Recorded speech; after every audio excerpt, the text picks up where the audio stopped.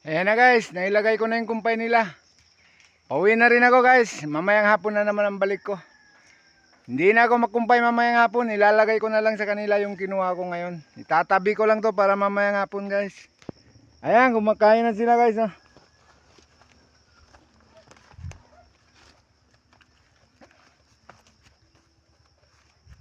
Nandito yung dalawa sa dulo.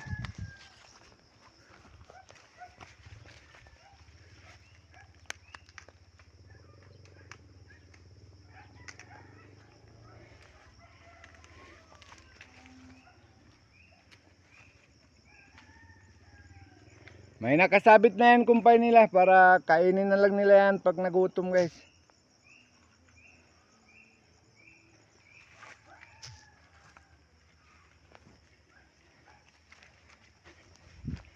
Ito yung tira nilang kumpay. Ilalagay ko na lang to mamayang hapon guys.